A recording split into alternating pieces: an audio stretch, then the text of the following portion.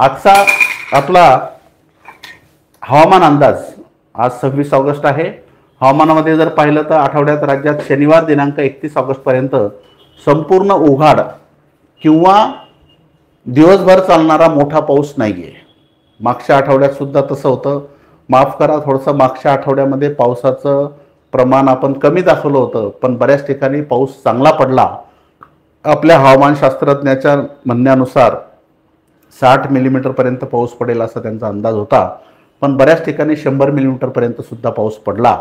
तर तो थोडासा अंदाज मागच्या आठवड्यातला आपला चुकला. म्हणजे पाऊस पडणार हे सांगितलं होतं, पण 60 मिलीमीटर पर्यंत पडेल, पण तो 100, 125, 150 मिलीमीटर पर्यंत पडला. मात्र या आठवड्यामध्ये संपूर्ण उघाडही नाही आणि दिवसभर चालणारा कंटिन्यू पाऊसही नाही.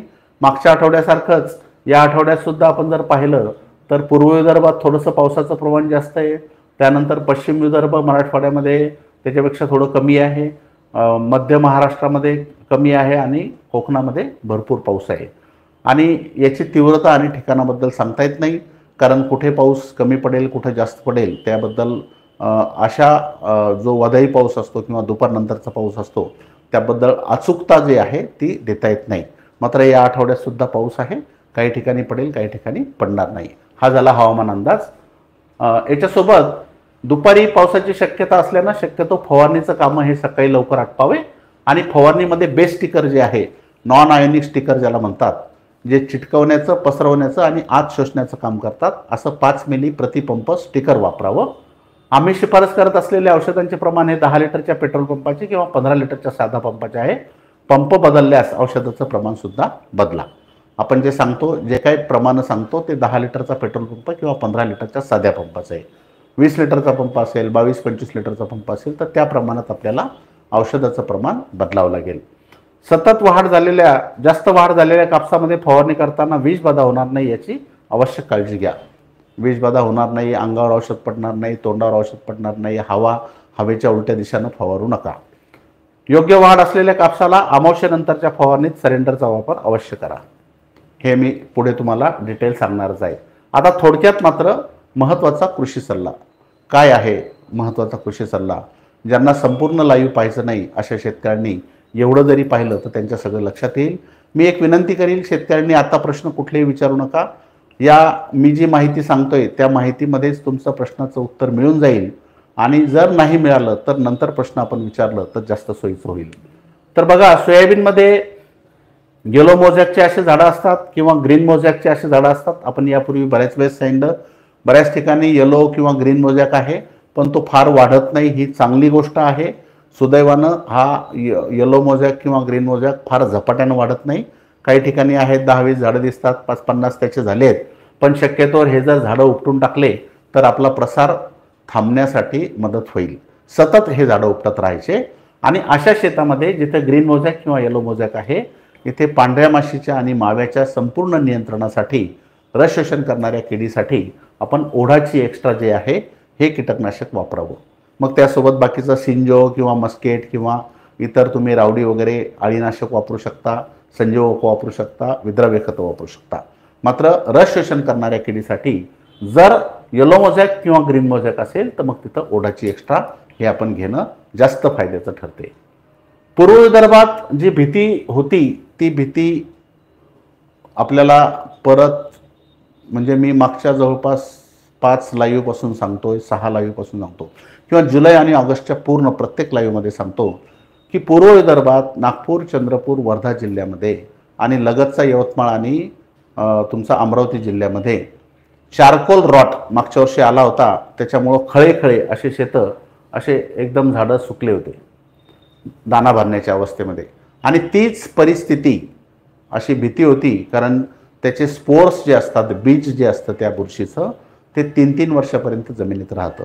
आणि यावर्षीसुद्धा आम्हाला नागपूरमधून फोटो आले, वर्ध्यामधून फोटो आले आणि चंद्रपूर जिल्ह्यातून सुद्धा फोटो आले.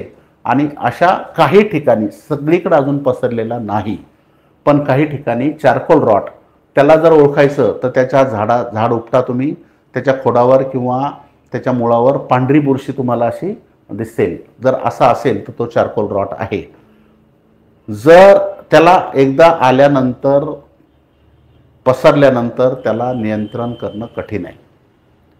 नेमकीच सुरुवात असेल, खूप कमी प्रमाणात असेल, तर अजूनही ट्रायकोबूस DX अर्धा किलो रेतीत मातीत सुपर फॉस्फेटमध्ये कशातही मिक्स करून फेकून द्या, किंवा दाट फवारा करून जमिनीवर पडेल या पद्धतीनं तुम्ही ट्रायकोडर्मा यात वापरू शकता. बाकी इतर त्याला दुसरा कुठला उपाय करून या चारकोल रॉटला आपण थांबवू शकत नाही. ज्या शेतकऱ्यांच्या शेतात नाही त्यांनी अजूनही ट्रायकोबूस DX वापरायला हरकत नाही, किंवा जिथे नेमकीच सुरुवात असेल त्यांनी तिथं वापरावं. जास्त प्रमाणात आल्यानंतर इथे याला काहीही इलाज नाही, आपण त्या पिकाला वाचवू शकत नाही. परत परत सांगतो मी. हुमणी आळी काही ठिकाणी आहे, त्यामुळं असे झाडं सुकतायत, असे थळे जे खळे सुकतायत. तर हुमणी आळीसाठी आता सोयाबीनमधली हुमणी आळी तिला ड्रेंचिंग करणं थोडंसं कठीण आहे, पण तरी स्पॉट ड्रेंचिंग ज्याला म्हणतात, समजा 1 एकर क्षेत्र आहे, त्यातल्या 2 गुंठ्यातच तुमच्या हुमणी आळीचे झाडं मेलेले आहेत, ते झाड उपटा, त्याचे मुळं खाल्लेले दिसतील. अशा ठिकाणी अशा भागामध्ये तुम्ही एका पंपाला 100 मिली पांडा सुपर आणि 50 मिली रिहांश असं घ्या आणि त्याचं तेवढ्या भागातच ड्रेंचिंग करायचं, म्हणजे औषध कमी लागेल. किंवा दाट फवारा तेवढ्या भागेत जमिनीवर करायचा. जमिनीत ओलावा असेल तर दाट फवारा केला तरी हुमणी आळी कंट्रोल होईल. आणि स्पॉट ड्रेंचिंग केल्यामुळे तुम्हाला कमी औषधामध्ये ते शक्य होईल. त्यानंतर खोडमाशी रोखण्यासाठी आत्तापर्यंत काहीच उपाय केले नाही. त्यांच्या शेंगा जळणे, फुल गळणे, शेंगा गळणे हे प्रकार चालू झाले आहेत. म्हणजे ज्या शेतकऱ्यांनी बीज प्रक्रिया केली नाही, किंवा नंतर रेस किंवा रावडीचा फवाराही दिला नाही, किंवा तशा औषधांचा फवारा दिला नाही, तिथे खोडमाशीचा अटॅक मोठ्या प्रमाणात वाढलेला आहे. आम्हाला जे शेतकरी फोटो पाठवतात, फोन करतात, शेंगा गळून राहिले साहेब, फुलगळ झाली साहेब, झाड मरतंय साहेब, आणि शेंगाचं प्रमाण कमी आहे, खूप कमी आहे, अशा ठिकाणी हे जे शेंगा गळतायत किंवा हे होतंय त्याला खोडमाशी. पण आता ती वेळ निघून गेली. आता खोडमाशीला कंट्रोल करून काही फायदा नाही, कारण जे काय खोड पोखरायचं प्रत्येक गोष्टीचं एक ठराविक वेळ असते. जसं मी सांगितलं की बीज प्रक्रिया ते नंतर करून फायदा नाही, किंवा रेस किंवा रावडीचा फवारा तो सुरुवातीची पहिली पिढी नियंत्रित करणं. एकदा अटॅक आला आणि खोड पोखरलं तर नंतर तुम्ही आळी नियंत्रित करून सुद्धा खोड पोखरलेलं काही ते भरून निघत नाही. तसं चारकोल रॉटचं एकदा आला आणि जोरात वाढला मग तुम्ही काहीही केलं तर त्याला उपाय नाही. त्यामुळं ज्या वेळेला जे नियंत्रण करणं महत्त्वाचं आहे ते आपण करणं गरजेचं आहे. आता सगळ्या अळ्यांच्या नियंत्रणासाठी आता बहुतांश शेतकऱ्यांचा हा शेवटचा फवारा आहे सोयाबीनचा. आणि सोयाबीनमध्ये बऱ्याच ठिकाणी सोयाबीनमध्ये पानं खाणारी अळी आहे, उंटाळी आहे, केसाळ अळी आहे, आणि सगळ्यात भयंकर जी अळी असते जिचं कंट्रोल करणं थोडं कठीण असतं ती म्हणजे स्पोडोप्टेरा लष्करी अळी आहे. तर अशा सगळ्या प्रकारच्या अळ्या सोयाबीनमध्ये बहुतांश ठिकाणी आहे. त्यासाठी जर स्पोडोप्टेरा असेल, मी पुढे त्याचा फोटो दाखवतो तुम्हाला, तर ही नॉक्टर्नल म्हणजे रात्री पानं आणि शेंगा खाणारी अळी आहे. दिवसा ती लपून राहते, मातीत लपून बसते आणि रात्री खाते. मग जर स्पोडोप्टेरा असेल तर तुम्ही व्हिटारा प्लसच घ्या 40 मिली, याला पर्याय घेऊ नका, कारण ही अत्यंत घातक अळी आहे. रात्री चरते, त्याला रात्री फवारा करायला पाहिजे, पण रात्री फवारणी करणं शक्य नाही. नोव्हेरोलॉन प्लस इमामॅक्टिन असलेलं हे व्हिटारा प्लस 40 मिली. जर स्पोडोप्टेरा असेल तर हेच, कुठलीही अळी असेल तर सगळ्या अळ्याचं चांगलं नियंत्रण हे व्हिटारा प्लसनं होईल. पण स्पोडोप्टेरा असेल तर दुसरे अळीनाशक पाहिजे तेवढं काम करणार नाही, मात्र व्हिटारा प्लस तिथं खूप चांगलं काम करेल. तर व्हिटारा प्लस शेवटच्या फवारणीमध्ये शक्य झालं तर व्हिटारा प्लस घ्या असं मी म्हणेल 40 मिली. जर लष्करी अळी नसेल तर मग तुम्ही मस्केट 30 मिली घेऊ शकता, किंवा सिंजो 7 मिली घेऊ शकता, किंवा रावडी 10 मिली. यांना सुद्धा लष्करी अळी काही प्रमाणात कंट्रोल होईल. पण जेवढा आपल्याला कॉन्फिडन्स व्हिटारा प्लसवर आहे तेवढा कॉन्फिडन्स मस्केट, सिंजो किंवा रावडीवर तेवढा, किंवा कुठल्याच बाजारातलं कुठलंच उत्पादन नाही.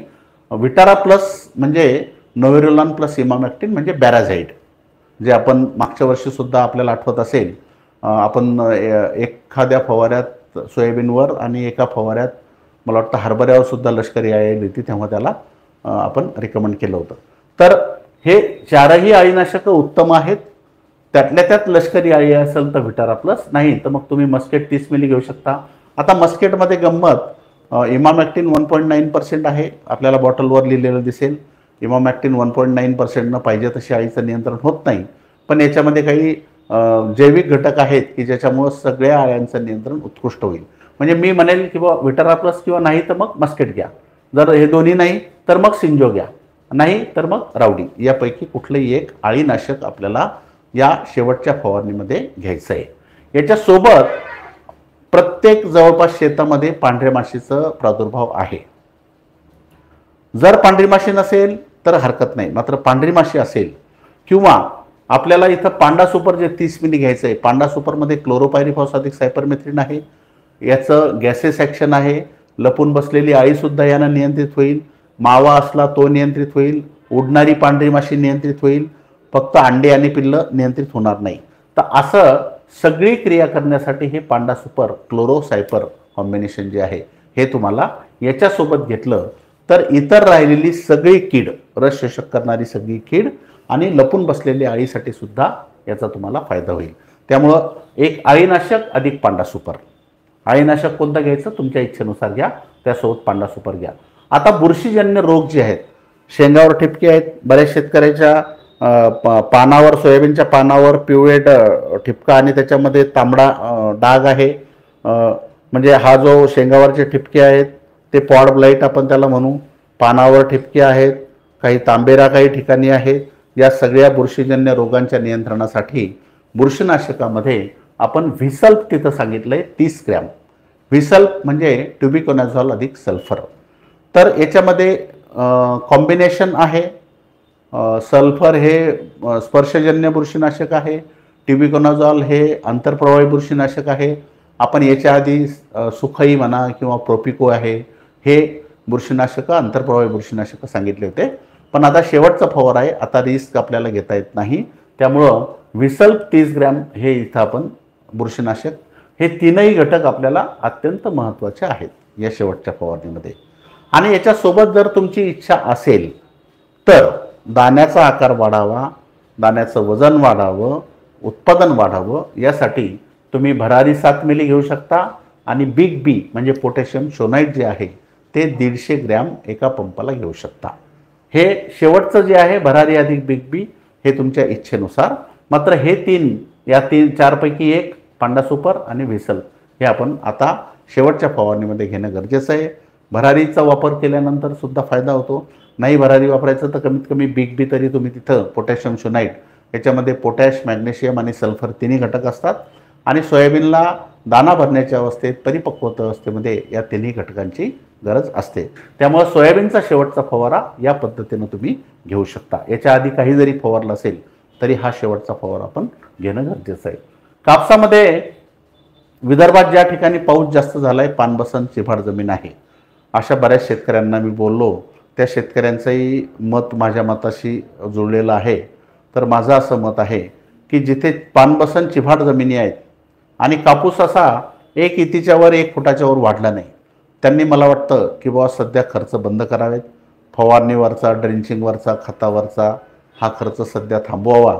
जेव्हा वापसा येईल, चांगली वापसा आल्यानंतर आंतरमशागत करून त्याच्यानंतर निंदन घेऊन आणि मग खत देऊन नंतर पुढची खर्च करायला हरकत नाही.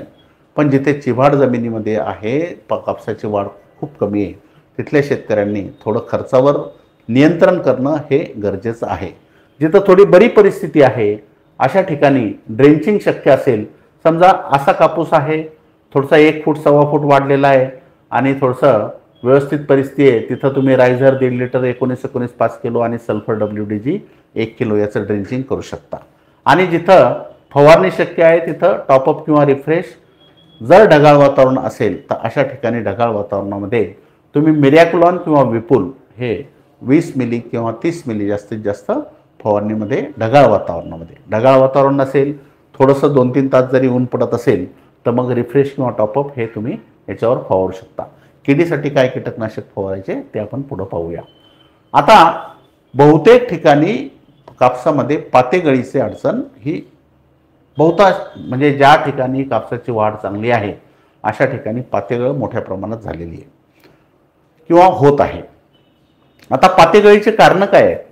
पहिलं कारण म्हणजे बऱ्याच दिवसापासून पाऊस पडला नाही, पावसाचा ताण पडला आणि नंतर पाऊस पडला तर पाते गळतात. दुसरं कारण, जर जास्त जमिनीत ओलावा आहे, अन्नद्रव्याचा उचल होत नाही तरी पाते गळतात. तिसरं कारण, खूप जास्त पाण्याचा ताण पडला किंवा जास्त पाऊस पडला तरी पाते गळतात. चौथं कारण, वातावरणातले बदल जर मोठ्या प्रमाणात झाले, अबायोटिक स्ट्रेस ज्याला म्हणतात, त्यानं सुद्धा पातेगळ होते. पाचवं कारण, अन्नद्रव्याची कमतरता असेल आणि अपटेक कमी जर होत असेल किंवा जमिनीतच अन्नद्रव्य कमी असेल तरी पातेगळ होते. असे अनेक कारण आहेत. आणि अजून एक महत्त्वाचं कारण, जी आपण पातेआळी ज्याला म्हणतो, हेलिओथिस, हेलिकोहर्पा आर्मिजेरा, पात्याला डंक देते, पातं उकलते, उकलपाती म्हणतात काही शेतकरी त्याला, त्याच्यामुळं सुद्धा ते पातं पिवळं होऊन गळते. तर नेमकं कारण काय आहे, त्या कारणानुसार आपल्याला उपाययोजना करायची.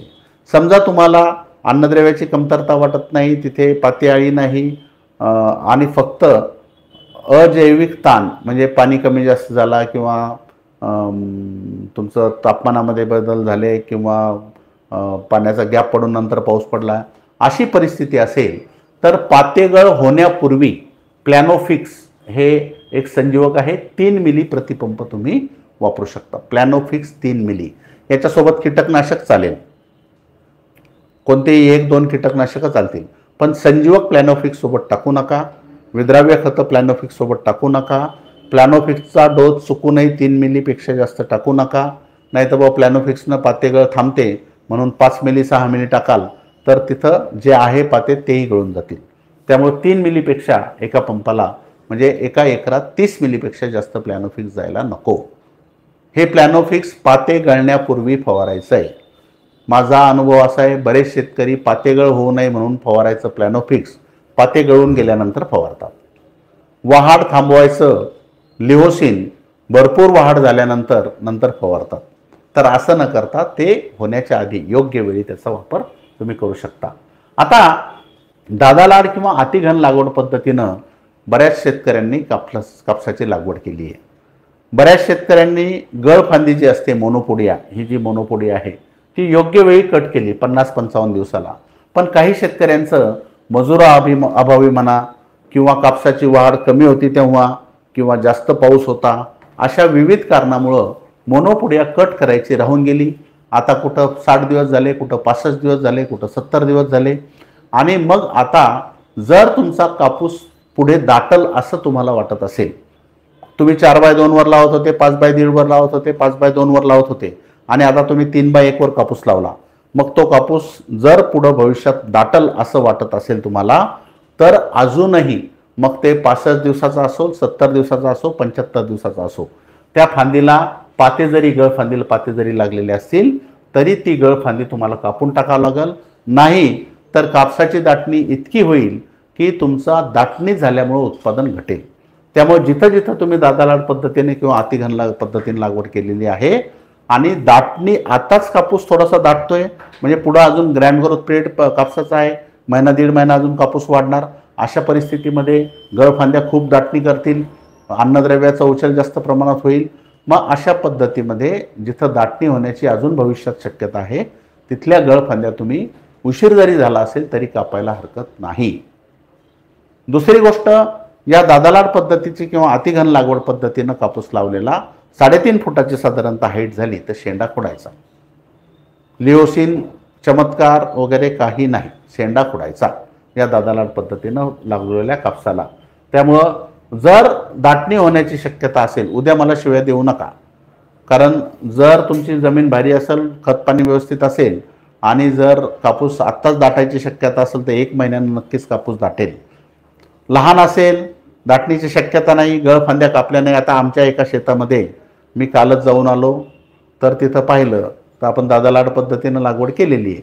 जमीन हलकी आहे, थोडीशी उशिरा लागवड झाली, पाऊस सुरुवातीला कमी होता, त्यामुळं कापूस हा 1.5-2 फुटाचाच आहे, 1.5-2 फुटाचा आहे. तो वाढून वाढून काय 3.5 फूट वाढेल आणि त्याच्या मोनोपोडिया त्याला तशाच कमी आहे आणि वाढले तरी काही फार दाटणी होणार नाही. तिथं मी फांद्या कापणार नाही कारण तिथे दाटणी होणं अपेक्षित नाही.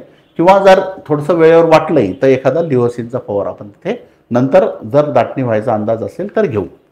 पण जिथं दाटणी नक्की होणार असं माहिती आहे तिथं गळफांद्या हे आपण कापणं गरजेचं आहे.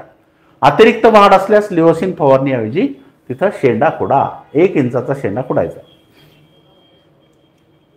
लिहोसिन क्लोरोमेकॅट क्लोराईड आणि चमत्कार मॅपिक्वेट क्लोराईड हे जे वाढरोधक आहेत, हे चांगलं कार्य आहे। या उत्पादनांचं व्हेजिटेटिव्ह ग्रोथ थांबवणे, कायिक वाढीला नियंत्रण करणे, जिथं जास्त वाढ होते त्या वाढ तिथं थांबवण्याचं काम ते करतात आणि रिप्रोडक्टिव्ह ग्रोथमध्ये ते अन्नद्रव्याचं कन्व्हर्शन करतात। याचे काही फायदे आहेत, काही तोटे आहेत। कापसामध्ये जर तुम्हाला वापरायचंच असेल तर 3 मिलीपेक्षा जास्त वापरू नका। याच्यामध्ये लिहोसिन किंवा क्लोरोमेकॅट क्लोराईड किंवा मॅपिकेट क्लोराईड चमत्कार जर फवारलं तर काय होतं? कापसाची वाढ थांबते, शेंडा थांबतो, फांद्याची वाढ थांबते, पण जे अन्नद्रव्य आहे, अन्नरस जो आहे तो पूर्ण पानामध्ये येऊन जमा होतो, साचतो आणि पानं हिरवेगार डार्क कलरचे हिरव्या रंगाचे पानं होतात। पांढऱ्या माशीचा अटॅक तिथं प्रादुर्भाव मोठ्या प्रमाणात होतो, हवा खेळती राहत नाही, दाटणी झाल्यामुळे तिथं बोंडसड सुद्धा होऊ शकते आणि तिथे आपली वाढ जरी थांबली तरी सुद्धा तिथं नुकसान होण्याची शक्यता जास्त असते। मग त्याला दुसरा पर्याय काय आहे? शेंडा खोडायचा। तुम्हाला पाहिजे तेवढी, म्हणजे दादालाड पद्धतीने असेल तर छाती इतका झाले की खोडा, तुमचं जनरल पद्धतीचा कापूस असेल आपल्या कानापर्यंत गेला की त्याचा 1 इंच शेंडा खोडून टाकायचा। त्यामुळं काय होईल? शेंडा खोडल्यामुळं सगळे खालचे वरचे बोंड सुद्धा चांगले वजनदार भरतील, कापसाची दाटणी होणार नाही, कापूस मोकळा राहील, डार्क हिरव्या रंगाचे पानं होणार नाही, त्यामुळे पांढरी माशी जास्त वाढणार नाही। अन्नद्रव्य जास्तच मिळालं तर शेंड्याच्या फांद्या उलट्या छत्रीसारख्या त्याच्या वर जातील, त्यामुळे हवा खेळती राहील, सूर्यप्रकाश मिळेल, त्यामुळे शेंडे खोडा। अमावस्येचा फवारा जो आहे हा अत्यंत महत्त्वाचा आहे। आता येणारी अमावस्या जी आहे, पोळ्याची अमावस्या 2 सप्टेंबरला आहे। जर तुमच्या कापसावर आता फवारणीची गरज नसेल तर मी असं म्हणेल की 2 सप्टेंबरपर्यंत थांबा, पोळ्याची अमावस्या झाल्यानंतर फवारा। पण काही ठिकाणी त्यातल्या त्यात मराठवाड्यामध्ये तरी आम्हाला असं आढळलं आहे की थ्रिप्सचा अटॅक थोडासा वाढतोय। म्हणजे मी काल परवा शेतात पाहिलं, त्यानंतर आज मी माणसाला पाठवलं, टेक्निकल माणसाला, त्यांनी सांगितले की परवापेक्षा कालपेक्षा थ्रिप्स वाढला आहे। अजून मी जालना जिल्ह्यात, बीड जिल्ह्यात, परभणी जिल्ह्यात सुद्धा पाहिलं तर तिथं थ्रिप्सचा अटॅक थोडासा वाढतोय। विदर्भामध्ये काही फारसं वाटलं नाही, पण विदर्भात सुद्धा वाढला असेलच। तर आता जर थ्रिप्सचा अटॅक जास्त वाढेल किंवा आहे तुमच्या शेतात आत्ताच थ्रिप्सचा अटॅक आहे किंवा पांढरी माशी आहे, तुडतुडा आहे आणि जर आपण अजून 1 आठवडा जर ठेवलं, फवारणी केली नाही तर अटॅक खूप जास्त वाढेल असं वाटत असेल तर तुम्ही एक फवारा देऊ शकता। त्या फवारणीमध्ये तुम्हाला 1 मिनिट, म्हणजे आता जर या आठवड्यात किंवा या 2-3 दिवसात जर फवारायचा असेल तर याच्या आधी जर नोव्हेक्ट किंवा तपूस जर फवारलं नसेल तर तुम्ही नोव्हेक्ट किंवा तपूस घेऊ शकता। आणि जर फुलकिडा थ्रिप्स जास्त असेल तर मात्र तुम्ही इमान, आता तुम्हाला इमान वाटेल आळीसाठी आहे, पण इमान हे थ्रिप्सला सुद्धा खूप चांगलं नियंत्रित करते। इमामॅक्टिन बेन्झोएट, इमान किंवा मस्केट तर तुमच्या थ्रिप्सलाही कंट्रोल करेल, आळीलाही कंट्रोल करेल, थोडाफार तुडतुडा असेल तर त्यालाही कंट्रोल करेल, पांढऱ्या माशीला फक्त करणार नाही। मस्केट हे खूप सुंदर तुमच्या कापसासाठी। इमान किंवा इमान 10 ग्रॅम किंवा मस्केट 30 मिली, किंवा फक्त थ्रिप्सच आहे तर डायमेथोएट 30 मिली घेऊ शकता तुम्ही, किंवा थ्रिप्स आणि छोटी मोठी अळी असेल तर कराटे 20 मिली घेऊ शकता। अधिक याच्या सोबत पांढरी माशी असेल तर असिटामाप्रिड आमेट 10 ग्रॅम घ्या थ्रिप्ससाठी। हे बघा, तुडतुडा मावा जर असेल तर नोव्हेक्ट किंवा तपूस घेतलं नसेल तर ते घ्या। जर थ्रिप्स असेल आणि आळी आणि थ्रिप्ससाठी इमान किंवा मस्केट किंवा कराटे घेऊ शकता। फक्तच थ्रिप्स असेल तर डायमेथोएट घेऊ शकता आणि याच्यासोबत असिटामाप्रिड जे आहे, आमेट किंवा टाटामानिक किंवा प्राईड जे म्हणतो आपण त्याला, ते 10 ग्रॅम या 2-3 दिवसात फवारणी करायची असेल तर आपण करू शकता। जास्त अटॅक वाढण्यापूर्वी हा फवारा देऊ शकता। याच्यासोबत कमी वाढ असेल तर टॉपअप किंवा झेप घेऊ शकता। आणि पाते चांगले आहेत, पातेगळ होऊ नये असं वाटत असेल तर मग टॉपअप झेप नाही घ्यायचं, फक्त प्लॅनोफिक्स। याच्यासोबत तुम्ही कुठल्याही औषधासोबत प्लॅनोफिक्स घेऊ शकता 3 मिली। आता या 2-3 दिवसात फवारा असेल तर, नाही तर मग अमावस्या 2 तारखेला आहे, 2 तारखेनंतर 2 सप्टेंबरचे पोळ्याची अमावस्या आहे। शक्य झाल्यास अमावस्यानंतर 4 दिवसाच्या आत कापसावरची फवारणी, म्हणजे 5, 6, 7 किंवा 8 सप्टेंबरच्या आत, 8 सप्टेंबरच्या आत जर तुम्हाला फवारणी करायची असेल तर आताच तुम्ही त्याची तयारी करू शकता। आणि या फवारणीमध्ये जर तुमचा अमावस्येनंतरचा फवारा असेल तर सरेंडरला उपाय नाही, पर्याय नाही, इलाज नाही। सरेंडर शिवाय जमणार नाही, कारण सरेंडरमध्ये प्रोफेनोफॉस अधिक सायपरमेथ्रिन आहे। प्रोफेनोफॉस तुमच्या आळीच्या अंड्याचं नियंत्रण करेल, रस शोषण करणाऱ्याला काही किडीला प्रोफेनोफॉस अधिक सायपरमेथ्रिन नियंत्रित करेल। छोटी मोठी आळी असेल तर छोटी आळीला सुद्धा हे सरेंडर तुमचं नियंत्रित करेल। याच्यासोबत ओढाची एक्स्ट्रा 40 मिली हे मी इथं मुद्दाम घेतलंय। ओढाची एक्स्ट्रा या कीटकनाशकामध्ये पायरीप्रोक्सिफेन 10% आहे। आणि याच्यासोबतच बऱ्याच शेतकऱ्यांचे प्रश्न येत आहेत, दुकानदाराला विचारतायत की याच्यामध्ये तर एकच औषध लिहिलेलं आहे, मग याला पांढरी माशी उडणारी कशी मरेल, मावा कसा मरेल, तुरतुरा कसा मरेल। तर मी तुम्हाला एवढंच सांगेल की बा आप आम खाओ, गुठली गिनने की जरूरत नाही आहे, आम खाओ। तुमच्यासाठी एक खूप सुंदर उत्पादन आपण बाजारात आणलंय, त्याचं नाव ओढाची एक्स्ट्रा आहे। पांढऱ्या माशीचे अंडे पिल्लं मरतील, पांढरी माशी उडणारी मरेल, मावा मरेल, तुरतुरा मरेल, थ्रिप्स फ्लाय मरेल, सगळी रस शोषण करणारी कीड, आळी सोडून सगळ्या किडीचं नियंत्रण तुमचं ओढाची एक्स्ट्रानं होईल। सरेंडरनं अंडे आणि रस शोषण करणारी कीड आणि आळी सुद्धा मरेल। ओढाची एक्स्ट्रानं सगळी रस शोषण करणारी कीड मरेल। याच्यासोबत तुम्ही सल्फर WDG 30 ग्रॅम घेऊ शकता, ऊन जर असेल तर 20 ग्रॅम घ्या, नाही तर 30 ग्रॅम घ्या। आणि सोबत झेप चांगली वाढ असेल, जास्त वाढ असेल, कमी पाता असेल तर 15 मिली, आणि चांगले पाते आहेत, योग्य वाढ आहे तर 10 मिली झेप घेऊ शकता। आणि जर वाढ जास्त आहे, त्या प्रमाणात पाते कमी आहे तर झेप 15 मिली। तर हा फवारा तुम्ही अमावस्येनंतर म्हणजे 2 तारखेनंतर 2 सप्टेंबर नंतरचा फवारा कापसाचा हा घ्या। त्याच्या आधी घ्यायचं काम पडलं तर मी सांगितलं तसं नोव्हेट किंवा तपूस, आणि हे जर फवारलं असेल तर इमान किंवा मस्केट किंवा डायमेथेट किंवा कराटे आणि असिटामाप्रिड या पद्धतीनं कापसामध्ये हे फवारणी तुम्ही करू शकता। ज्या शेतकऱ्यांनी अमावस्येनंतर सर्व एकदम फवारणी शक्य होत नाही, अशा शेतकऱ्यांनी पोळ्याच्या दिवशी, म्हणजे मोठं क्षेत्र आहे, 4 दिवसात फवारणी होत नाही, मजूर मिळत नाही, तसंही पोळा झाल्यानंतर 1-2 दिवस तर ते सापडतच नाही आपल्याला, कुठं पडलेले असतात। त्यामुळे एखाद्या वेळेस पोळ्याच्या दिवशीच जर तुम्हाला फवारणी करायची असेल तर हाच फवारा, आणि याच्यासोबत तुम्ही जे निमार किंवा इकोनिम आहे 10,000 ppmचं निंबोळी अर्क 20 मिली हे आपण तिथं वापरू शकतो।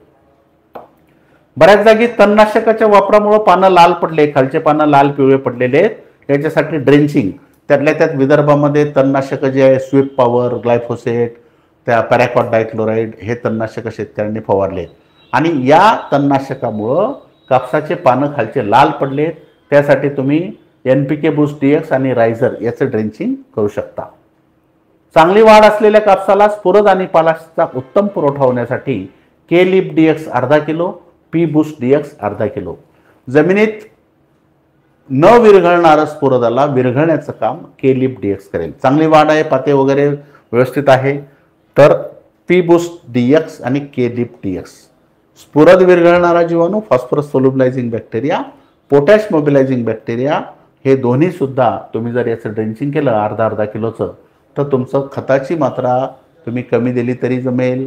तुमचं जमिनीतलं न मिळणारं खत फॉस्फरस आणि पोटॅश या पिकाला, चांगली वाढ असलेल्या कापसाला 50 दिवसानंतर याचं ड्रेंचिंग केल्याचा खूप चांगला फायदा होतो। कापसाला शेवटची डवरणी असल्यास डवऱ्याला दोरी बांधून मातीची भर देऊन पुन्हा त्या तासात दोरी सोडून डवरणी करून तासातील माती मोकळी करा। तुरीमध्ये बऱ्याच ठिकाणी पिवळ्या पडल्यात, त्याला ट्रायको बूस्ट, NPK बूस्ट, रायझर 19-19 द्या। फवारणीत असेल तर 19-19 रिफ्रेश आणि टॉपअप याचा तुम्ही फवारा देऊ शकता। सोयाबीनपेक्षा तुरीची वाढ जर जास्त झाली असेल, बऱ्याच ठिकाणी आपण आधी सांगत होतो की बाबा तुम्ही आपल्या व्हाईट गोल्ड पद्धतीने जर लागवड केली असेल तुरीची तरच शेंडे खुडा, पण आता बऱ्याच ठिकाणी काय झालं की तूर सोयाबीनच्या वर गेली। तुम्ही जर व्हाईट गोल्ड पॅटर्ननं लागवड जरी केलेली नसेल आणि तूर जर सोयाबीनच्या वर गेली असेल तरी तिचं 1-1 इंच शेंडे तुम्ही जेवढ्या फांद्या वर आल्या त्याचे या अशी मशीन एखादी विकत घेऊन ते शेंडे कट करू शकता। त्यामुळं फांद्याची संख्या वाढेल, उत्पादनात वाढ होईल। व्हाईट गोल्ड पॅटर्न प्रमाणे केलं असेल तर शेंडे कधी खुडायचे आपण सांगितलं होतं 25, 50, 75। बऱ्याच ठिकाणी तुरीची वाढ कमी होती, त्या शेतकऱ्यांनी खुडले नाही, काही हरकत नाही। काही शेतकऱ्यांनी खुडले, तूर अजून फांद्या आल्या आहेत पण वाढ पाहिजे नाही, चिंता करू नका, तूर वाढेल। काही शेतकरी तुरीचे शेंडेच खुडू शकले नाही, पावसामुळं म्हणा, मजुरामुळं म्हणा, तर लाल तूर असेल तर 80 दिवसापर्यंत तुम्ही शेंडे खोडू शकता. पांढऱ्या तुरीमध्ये 75 दिवसापर्यंत शेंडे खोडू शकता. 3 वेळेस शक्य झालं, 3 वेळेस 20 दिवसाचा 15 दिवसाचा गॅप जरी असला तरी चालतो. नाही 3 वेळेस शक्य झालं तर 2 वेळेस खुडा. नाही 2 वेळेस शक्य झालं, वाढ व्यवस्थित असेल तर एकदा तरी शेंडे तुम्ही 80 दिवसापर्यंत लाल तुरीला आणि पांढऱ्या तुरीला 711 किंवा गोदावरीला 70-75 दिवसापर्यंत. त्याच्यानंतर शेंडे शक्यतोवर खोडायचे नाही. पहिली जरी शेंडे खोडणी असेल, तूर वाढली आधी जमलं नाही तरी एकदा शेंडे खोडून टाका. त्यानंतर तुरीच्या खोडावर डाग पडून फांद्या मरतायत. ट्रायकोबुस डीएक्स आणि सुडोबुस डीएक्स अर्धा किलो दोन्ही सुद्धा. ट्रायकोबुस डीएक्स आणि सुडोबुस डीएक्स. खोडावर फांद्यावर डाग पडून झाडं मरणे म्हणजे फायटोप्थेरा ब्लाइट हा रोग आहे, बुरशीजन्य रोग आहे, जमिनीतून पसरतो. याच्यासाठी आधी जरी तुम्ही दिलेलं असेल ट्रायकोबुस तरी सुद्धा परत ट्रायकोडर्मा आणि सुडोमोनस, ट्रायकोबुस डीएक्स अर्धा किलो, सुडोबुस डीएक्स अर्धा किलो याची आळवणी करणं गरजेचं आहे.